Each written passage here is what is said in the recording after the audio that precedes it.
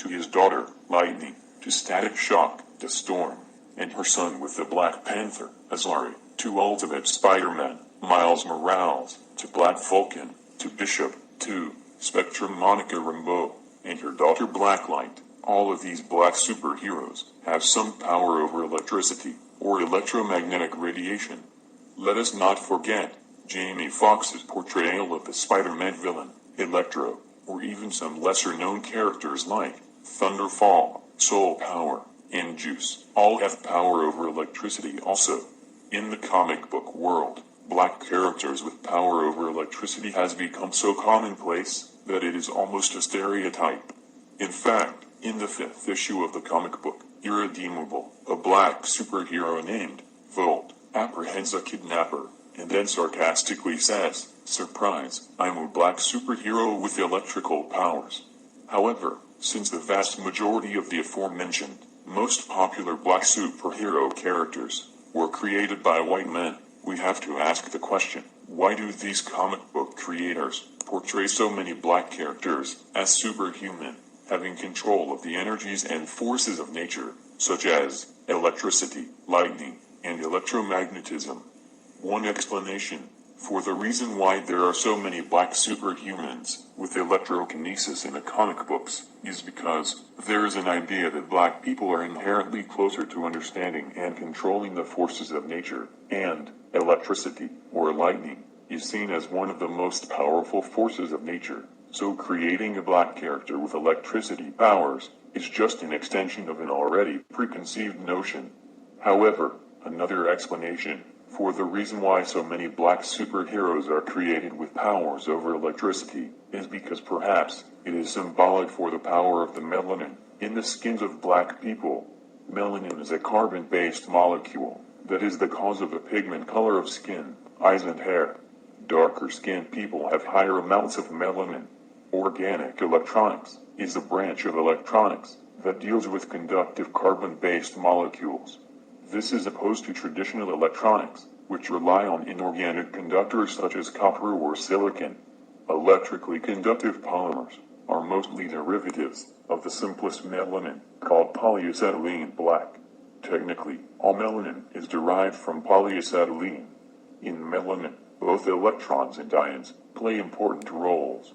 In 1963, it was shown experimentally that high electrical conductivity could be generated in a melanin iodine-doped and oxidized polypyrrole black.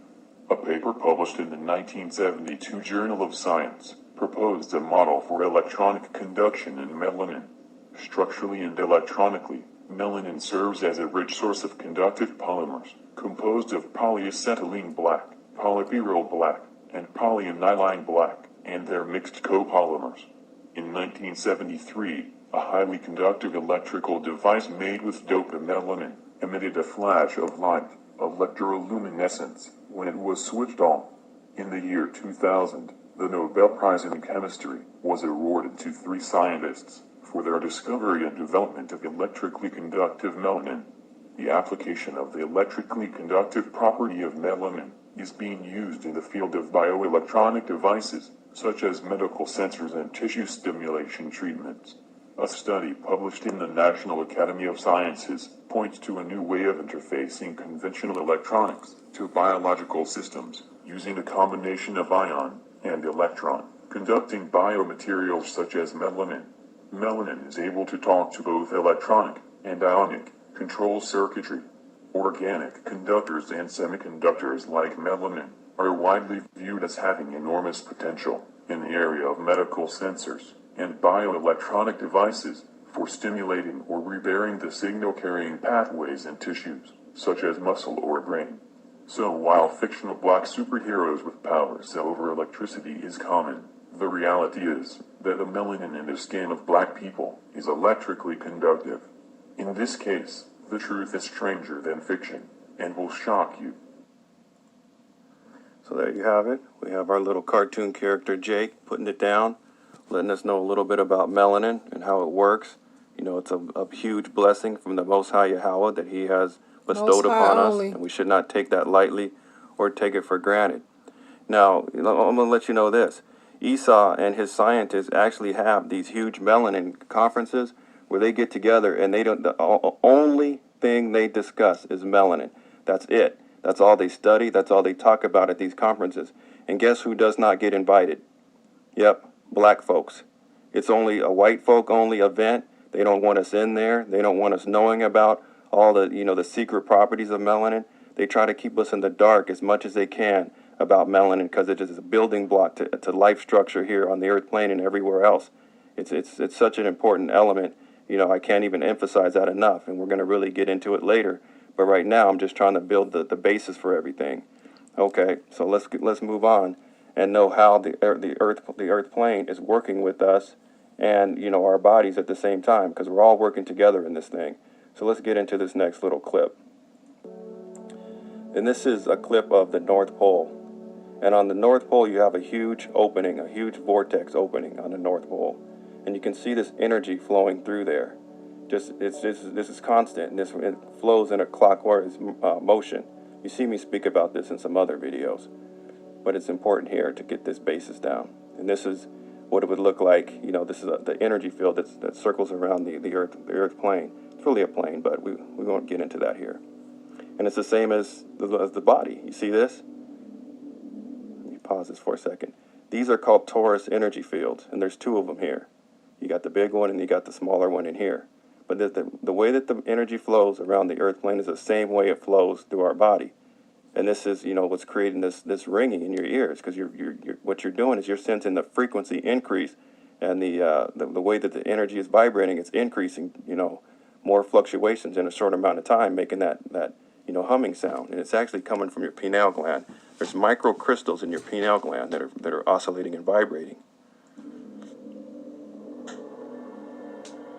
And so, just like the earth plane, just like the North Pole, you have this huge opening up here, which also creates the northern lights. See, Esau doesn't tell you; he just tells you this is some type of phenomenon. But it's there's always a reason. And again, if we look at this is a torus field with all the colors of the rainbow in here. And it's interesting. If you take all the colors of the rainbow and put them together, you're going to get a dark color. You're going to get a dark brown, or you're going to get a black color. All the colors of the rainbow, that's us. Condensed sunlight, condensed light, that's us. Amazing us. All the colors of the rainbow. And there it is again, It's like a huge projector coming out of that hole in the North Pole, creating the northern lights. And then if you look at a lot of pictures on Google, Esau will have this covered up with some big fake ice cap, so you can't see this big opening in the North Pole. But if you Google it, you're going to see some pictures where the hole is open and you can see it.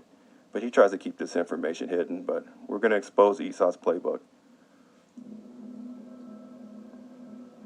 And notice that the energy is flowing clockwise manner also, and specifically are geared towards healing the pineal gland, decalcifying the pineal gland, and opening up the pineal gland, because that's that's the source of where a lot of this ringing is coming from. The frequencies that we are being subject to right now, that it's just bringing in the new energy of the earth plane and all the change that's coming, because Yahweh's got big plans.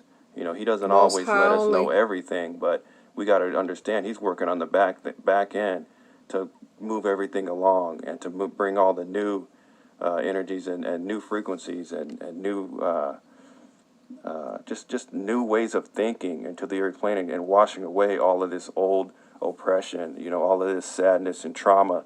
It's just got to go. I know a lot of you out there are sick and tired of it, and a lot of other people are sick and tired of it. It's just time for it to go. Esau's way of doing things, of control and manipulation and deception, it's just old, and it's worn out. It's just done. It's just time to be done with all that madness. And there's going to be some people who want to try to hold on to it, and those people will be dealt with accordingly. But I hope that as many people can understand this concept, that the old way it's a done deal. That's the old hag that's just got to go. So this is part one of this series. This is, I know, just building the base. It starts off kind of slow, but it'll get better as it moves along. And we just have to keep doing what Yahweh asks us to do. Keep waking up the house of Israel. Keep spreading the word.